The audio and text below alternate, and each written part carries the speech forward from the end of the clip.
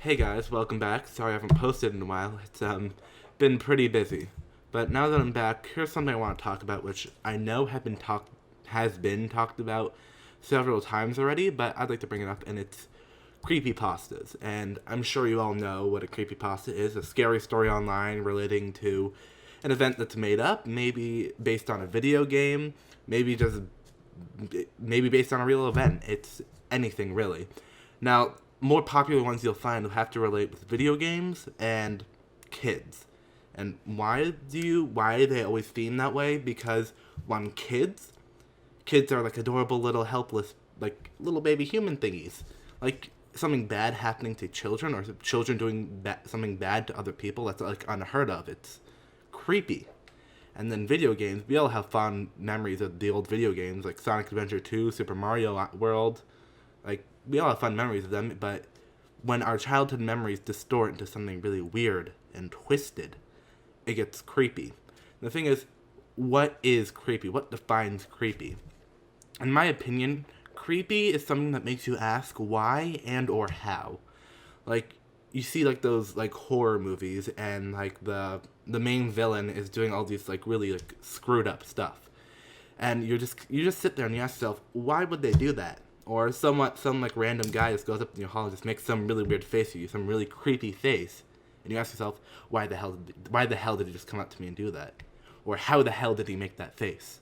See, like, the first thing you think about when you see something that you can't understand, that you just don't know the explanation to, is going to be defined as creepy or intriguing. And it depends, there's a fine line between the two. Because I have a question. Gravity, why is it keeping me to the ground? I know how it is, but why? Why does it feel the need to keep me to the center of the earth? Like, I know how, but isn't it a little creepy that some strange force is just making us stay all the way on the floor, not floating away? Why is this force doing it? When you think about it that way, it's creepy. But for most scientists, it's intriguing. Why would it do that? Why? Like, you see, it depends on your mindset about why or how. And a lot of the times, how can answer why and why can answer how. A good example of a creepypasta that mixes like video games and children together is a creepypasta called Maria's Revenge, which is based on Sonic Adventure 2. Everyone loves Sonic Adventure 2 and was released on the Dreamcast in 1999, I want to say. 2001. 2001, what am I saying? Released 2001. Everyone has really fond memories of it, but there's that one little aspect that wasn't explained too well.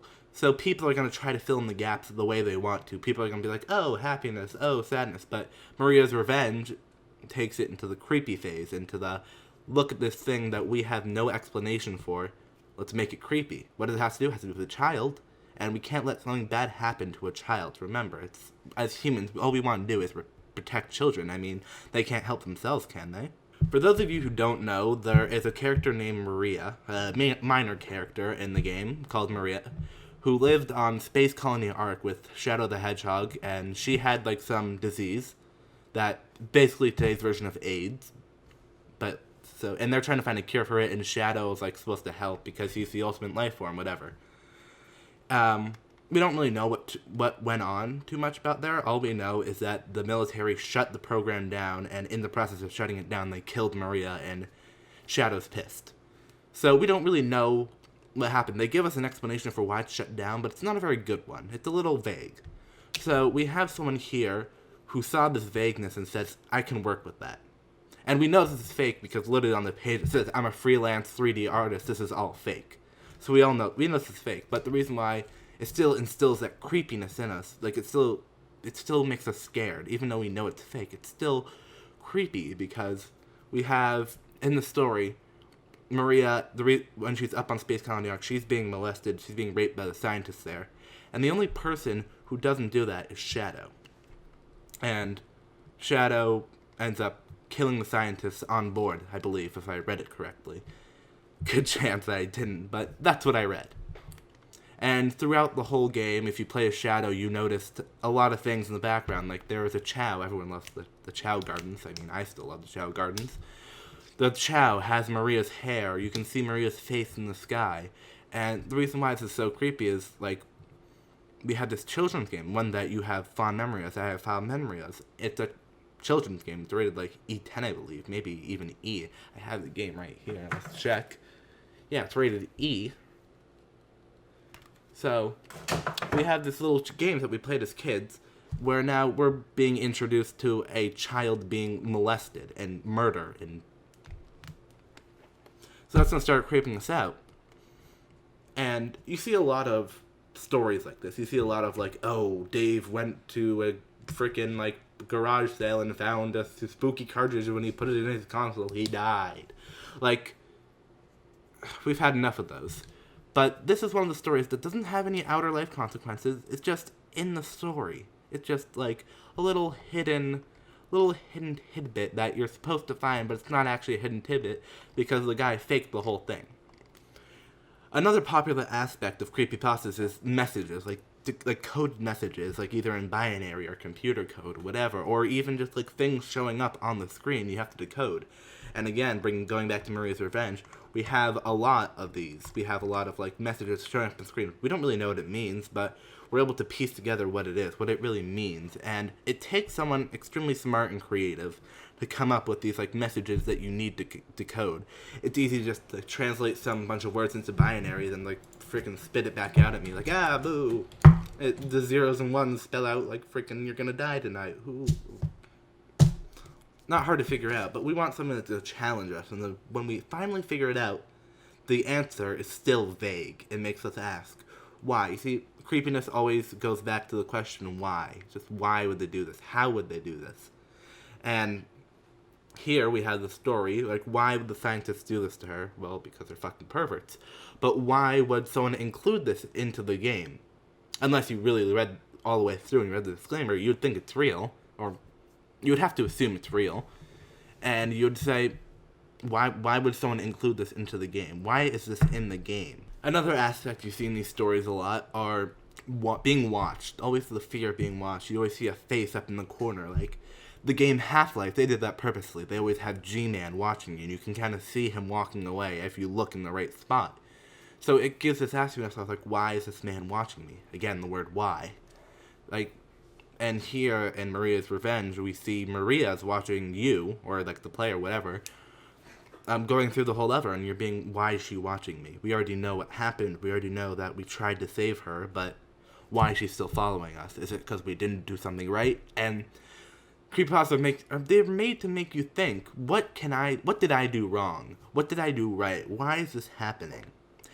Like I said in the beginning and keep saying again, it's all about why. If you don't have the answer, you get creeped out. Like when you are down, like up in your room and you hear a creaking noise downstairs and you're the only one in the house, you're gonna think, what's making that noise? Why is it making that noise? Am I just hallucinating? And it leads to all this questioning that creeps you out.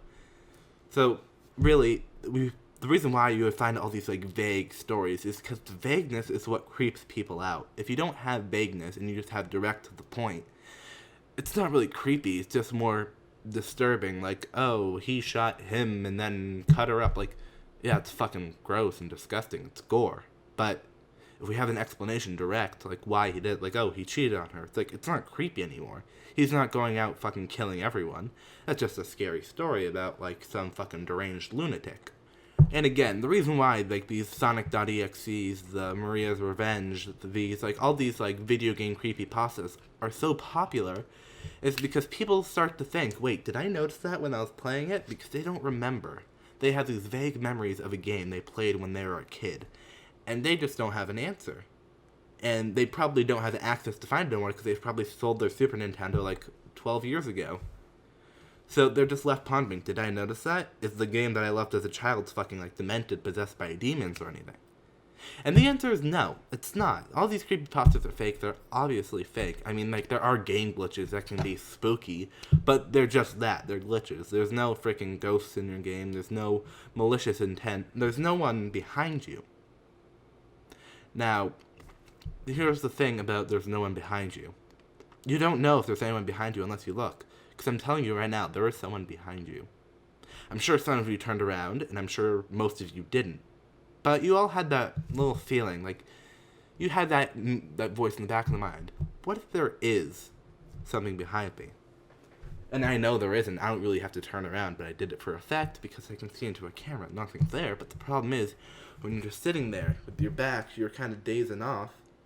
You don't know what's happening around you. You just know what's happening in front of you. And all the creepy things, they're not happening in front of you. Because if they're happening in front of you, they're not creepy. You know why. You know how.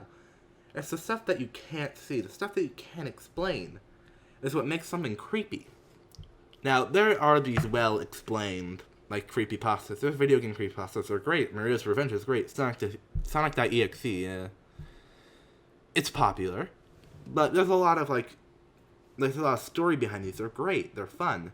But there are the bad ones. There's the ones that are just like, there once was a man named Dave who was looking through his boxes when he noticed a suspicious cartridge in the box. And in red pen, sprawled across the cartridge, it read, "Die." Jim hesitantly put the cartridge in his Super Nintendo, despite what his feelings were telling him. Steve's hands began to shake with fear. Suddenly, a spoopy skeleton appeared on the screen. And then, an even scoopier ghost turned on the screen. In total and complete fear, Zimbabwe took the game out of the console. But 2 days later, he was found dead, with a skeleton in his body. But in conclusion, creepypastas are really nothing to be scared about. They're all fake stories, and if they have any inkling of realness to them, you'd hear a lot more about it than just some YouTube video.